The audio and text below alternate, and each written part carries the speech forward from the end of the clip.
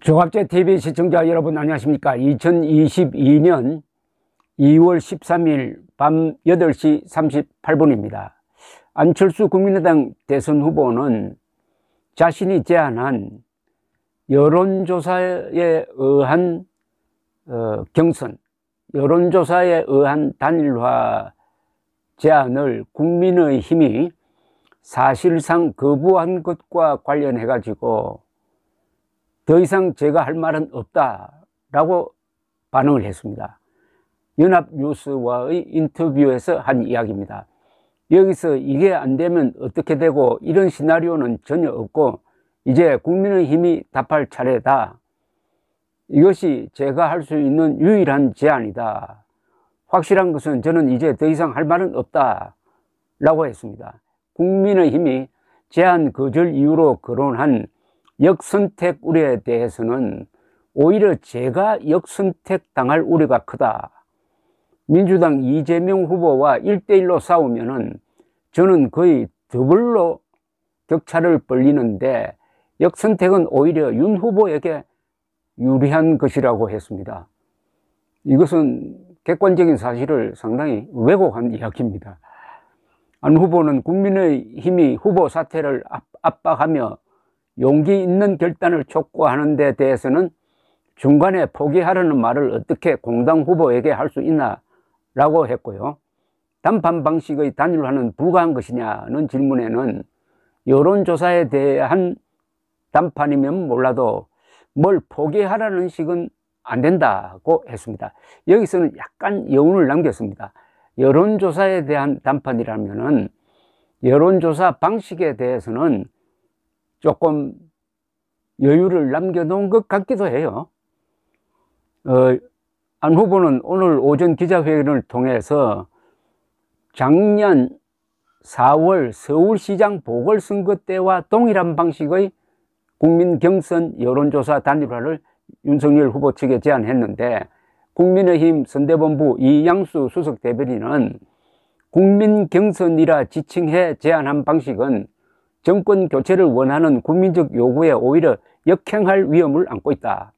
윤 후보와 안 후보 간 지지율 격차가 큰 상태에서 정권 교체를 바라지 않는 민주당과 이재명 후보의 농간에 넘어가 야권 분열책으로 악용될 우려가 크다라고 사실상 거절 입장을 밝혔고 윤 후보도 정권 교체를 위한 대의 차원에서 안 후보가 단일화를 제안한 것에 대해서는 긍정적으로 평가를 하면서도 아쉬운 점도 있다라고 하면서 단일화 방식, 즉 여론조사 방식에 대해서는 부정적인 입장을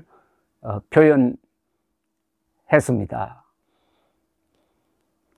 그런데 이제 또 변수 하나가 안철수 후보가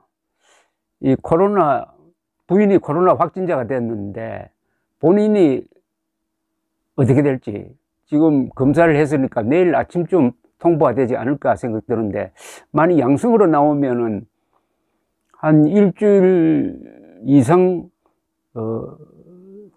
대외적 접촉이 제한되고 선거운동에 많은 장애가 있고 그렇다면은 단일화도 주춤하게 되지 않을까 하는 그런 생각이 듭니다. 오늘 하루 종일 이 안철수 후보의 단일화 제안에 대한 비판적 여론이 압도적이었습니다. 이 댓글 같은 것을 검색을 해보면은 거의 99대 1 정도로 안철수 후보를 비판을 했습니다.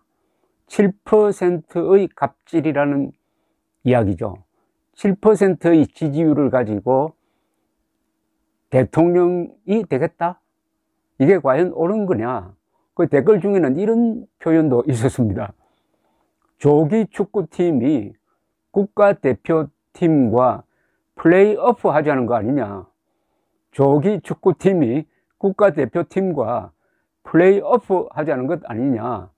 7%의 지지율을 가지고 45%의 지지율을 보이는 윤석열 후보를 대등한 관계에서 뭘 해보겠다고 하는 게 이게 말이 되느냐.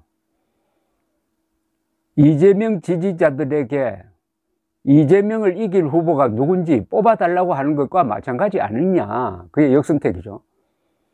또는 7%의 주식을 가진 사람이 그 회사에서 대주주를 상무시해버리고 사장 노릇 하겠다는 것 아니냐. 이게 갑질 아니냐. 이런 등등의 비판이 너무나 신랄하게 쏟아지면서 이준석 대표가 그동안 안철수 후보를 비판해 온 게 이제는 이해가 간다는 표현도 있을 정도였습니다. 아무리 생각해도 저는 안철수 후보의 이 제안이 우선 본인에게 덕이 될 것 같지가 않습니다. 자, 윤석열 후보가 이제 몇 가지 선택의 방향이 있습니다. 아니면은 모험을 감수하고 안철수 후보의 제안을 받아들이는 겁니다. 그렇게 했을 때 상당히 아슬아슬하겠지만은 그래도 안철수 방식으로 하더라도 윤석열 후보가 이길 가능성이 저는 높다고 봅니다. 그러나 그런 모험을 해서는 안 된다는 게 저의 판단입니다. 그것은 명분도 없고 정치도 이상 맞지 않습니다. 이재명 지지자에게 범야권 단일 후보를 물어본다는 것 자체가 이게 모든 정치 논리를 뒤집어 버리는 겁니다. 이것은 한국 이 정당에서 이런 역선택은 사라져야 합니다. 이 잘못하면 국민들이 타락을 합니다. 국민들이 공작을 하도록 만드는 것이죠. 이 안철수 후보는 지금 현실적인 판단을 하면은 새로운 정부의 제2인자가 될 수가 있습니다. 아주 안전하게 담판을 통해서 지금 윤석열 후보 측은 책임 총리나 공동정부 정도의 지금 제안을 하고 있는 것 아니겠습니까? 그걸 왜 거절하느냐 이거죠. 그걸 받으면은 윤석열 후보의 당선은 거의 확실해지고 따라서 본인이 제2인자가 되는 것도 거의 확실해지는데 굳이 이런 꼼수를 써가지고 자기가 아니면은 안 된다. 자기가 대통령이 안 되면 이 나라가 망하게 됩니까? 왜 이렇게 이래서 이 정도 되면 대통령병입니다. 대통령병이라요. 아니, 2인자가 된다면은 뭐 국무총리쯤 되겠는데 그게 대단한 자리 아닙니까? 더구나 안철수 씨처럼 이론만 있지 지금까지 한 번도 나라 운영에 참여해 본 적이 없는 사람에게는 좋은 배움의 기회이기도 하죠. 그런데 왜 이런 기회를 발로 찹니까? 1등병 내지 대통령병에 걸렸다고 밖에 볼 수가 없는데, 그런데 이번 이 제안에 대한 여론의 동향은 심상치가 않습니다. 이렇게 되면은 안철수 후보의 지지율이 지금 7%, 8%까지 떨어졌는데 더 크게 떨어질 가능성이 있고, 그렇게 되면은 윤석열 후보 측에서도 굳이 단일화를 할 필요성이 없고 지지율이 떨어지는 것을 더 가속화시킬 가능성도 있습니다. 그렇다면은 안철수, 윤석열 두 사람 사이에 치고받는 그런 국면이 될 가능성도 또 우려되기는 합니다. 굴러온 복을 차고 있습니다. 지금 안철수 후보는, 더구나 안철수 후보는 작년 서울시장 단일화를 이야기를 할 때 반드시 이번 대선도 야권 단일화를 해야 된다고 본인 입으로 이야기했잖아요. 그리고 국민의힘과 합당하기로 약속까지 했잖아요. 결과적으로 그 약속을 다 깨고 출마했는데 결정적 국면에서 1등병에 걸려가지고 대통령병에 걸려가지고 공동정부를 만들어가지고 정권 교체를 확실하게 할 수 있는 기회를 스스로 잡아버렸다고 하면 그야말로 역사 앞에서 죄를 짓는 것 아닙니까? 즉 완주를 해가지고 지지율이 2, 3%까지 떨어져 가지고 완전히 끝나느냐. 그리하여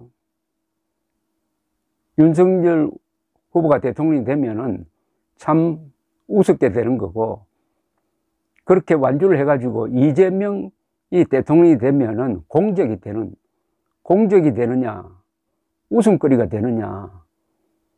아직 물론 시간이 있습니다. 특히 윤석열 후보가 독특한 포용력 있는 리더십을 이 국민에서 어떻게 보여줄지 아직 미래는 결정되지 않았습니다. 감사합니다.